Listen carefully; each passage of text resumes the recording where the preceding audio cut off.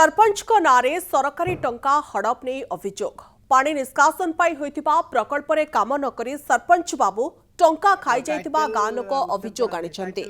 Baleshwar Bhograi block Gopinathpur panchayat सियालिया गाँव नारायण घर ठारू सियालिया पर्यंत ड्रेनेज एवं पाइप बिछाइबा निमंते आरडब्ल्यूएसएस पक्षरु 48,510 टंका मंजूर करा जायतला। मात्र काम नकरी सरपंच प्रकल्प टंका को हड़प करिथिबा अभियोग आसिछि। एथिरे पंचायत अधिकारी संपृक्ति थिबा नै अभियोग आनी तदंत पई वीडियोंक निकटरे दाबी करिसेंति ग्रामवासी एवं अभियुक्तंक विरोध रे दृढ़ कार्यानुष्ठान निया नगले पंचायत कार्यालय घेराव नै चेतावनी दैछंति। अनेपटे सरपंच कहिसेंति टंका हड़प होई नै भूल बसत अन्य स्तर रे होइथिबा कामर बिल उक्त प्रकल्प नारे उठी जायछि।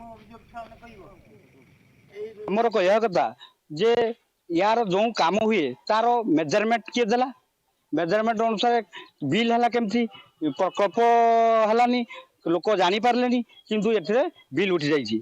हमर कहया कथा याकू तदंत करा जाऊ तदंत करा जाऊ एवं जो माने कॉन्ट्रैक्टर जे काम करछाऊ ता दृढ़ कार्यानुष्ठान ग्रहण करा जाऊ। घटना होची काम होईची काम पारुसिया रे काम होईची पाइपलाइन काम भूल बसत आम सियालिया कोड रे पेमेंट हो जाए कम आपंकर जे देखी आप मेजरमेंट नहीं बिल कर सब हो पालुसिया कोड रे पेमेंट नहीं सियालिया आम जो कोड रे जो सियालिया प्रोजेक्ट दी जाइए पेमेंट हो जाए।